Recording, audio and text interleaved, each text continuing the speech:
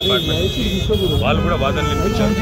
200 పేజీల కౌంటర్ కూడా గవర్నమెంట్ వైపు నుంచి దాఖలు చేశారు.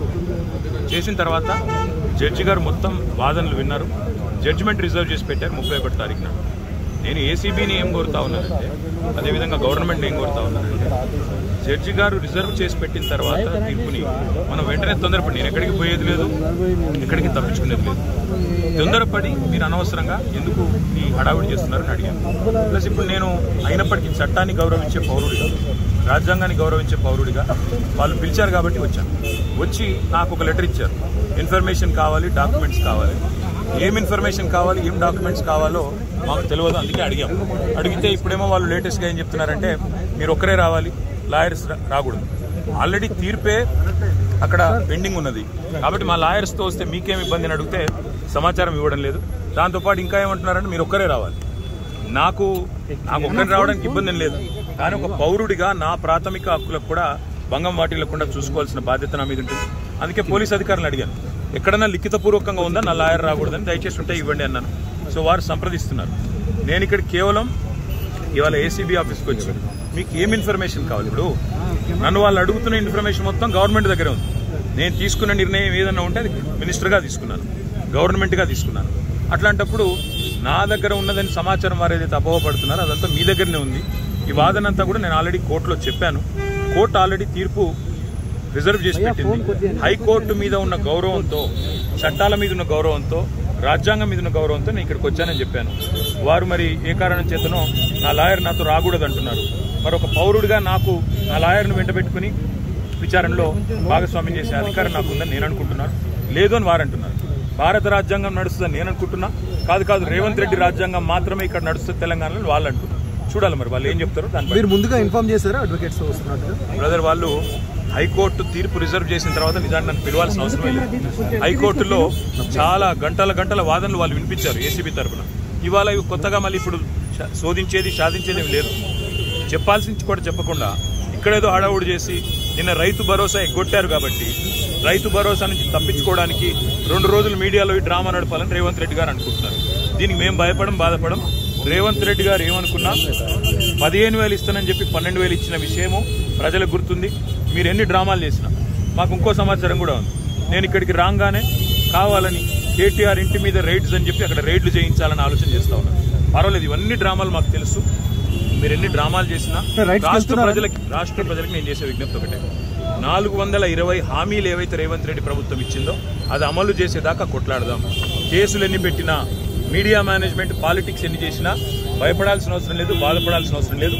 వాళ్ళు ఎన్ని రైడ్స్ చేసుకున్నా, ఎన్ని డ్రామాలు చేసినా సరిపోతుంది. నా లాయర్లు ఉంటే వాళ్ళకి వచ్చిన ఇబ్బంది ఏంటంటే, నాతో పాటు లాయర్లు ఉంటే నా రైట్స్ ప్రొటెక్ట్ చేయబడతాయి. ఇక్కడ మా పట్నం నరేందర్ రెడ్డి గారిని అరెస్ట్ చేసినప్పుడు ఆయన ఇవ్వని స్టేట్మెంట్ ఇచ్చినట్టుగా పోలీసులు తప్పుడు వార్తలు రాసి మీడియాకి లీక్ చేశారు.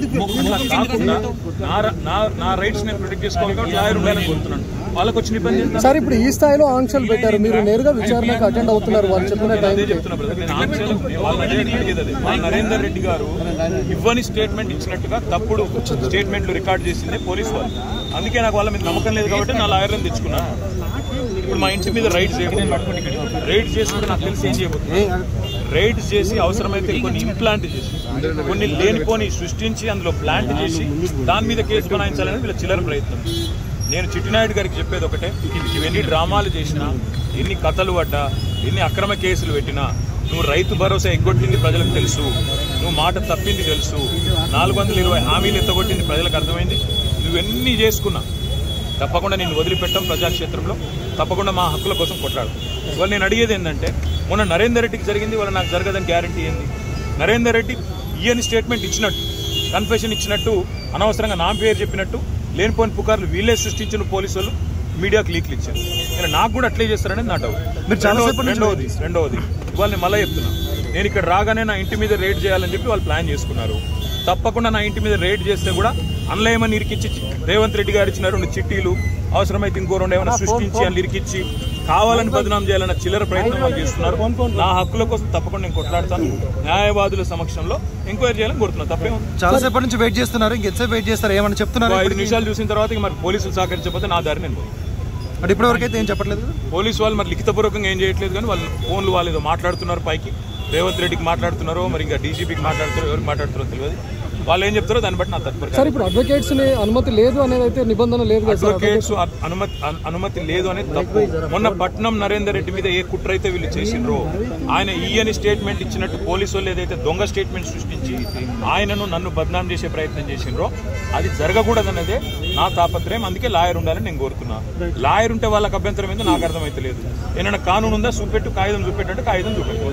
సార్ మీరు క్వశ్చన్ చేస్తే ఏం చెప్తున్నారు సార్? అడ్వకేట్స్ తీసుకొని వెళ్తాను కానీ మా ఇష్టం ఇది. ఇక్కడ భారత రాజ్యాంగం లేదు, అంబేద్కర్ రాసిన రాజ్యాంగం లేదు, అనుముల రేవంత్ రెడ్డి రాసిన రాజ్యాంగం ఉంది. మా ఇష్టం, మా జాగిర్ అంటారు. ఏం చేయాలి సార్? ఉద్దేశపూర్వకంగానే మిమ్మల్ని ఇక్కడ డైవర్ట్ చేసి ఇంటి వైపు రైడ్కి వెళ్ళారు. ఇంటి మీద ఇప్పుడు రైడ్కి వెళ్ళడానికి ప్రయత్నం చేస్తున్నారు. వాళ్ళు రైడ్ చేసి కూడా మన ప్లాంట్ చేస్తారనేది నా అనుమానము. తప్పకుండా చట్టపరంగా న్యాయపరంగానే వర్లేదు. ఆల్రెడీ తీర్పు రిజర్వ్ అయ్యి ఉంది.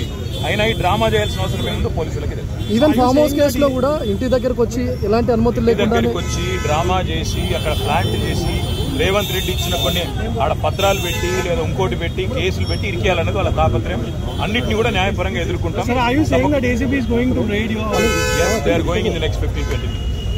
మీరు ఒక మాజీ మంత్రి ఇలా రోడ్డు మీద కాకుండా కనీసం లోపలికి పిలిచైనా చెప్పాల్సిన వాళ్ళ విఘ్నత, అది రేవంత్ రెడ్డి గారి యొక్క విఘ్నత, వారి యొక్క తెలివితేటలు. నేను సహకరించడానికి ఇక్కడికి వస్తే నన్ను కనీసం లాయర్ కావాలని నేను కోరేందుకు కారణం ఒకటే.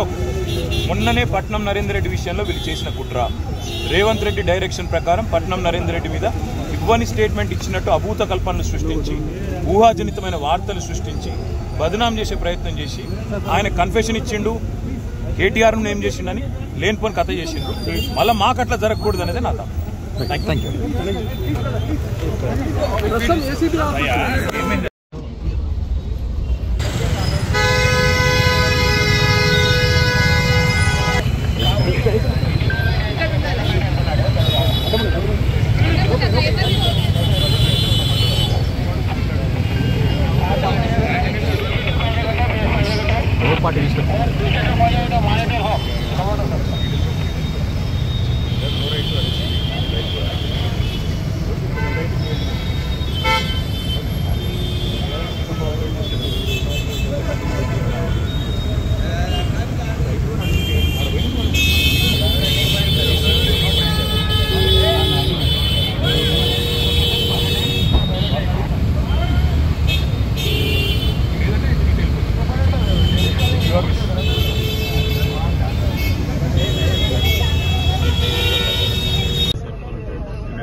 వెళ్ళిపోతాను మీ ఇష్టం. I have to do this. ఇటు వెళ్ళిపోమంటే ఇటు వెళ్ళిపోతాను.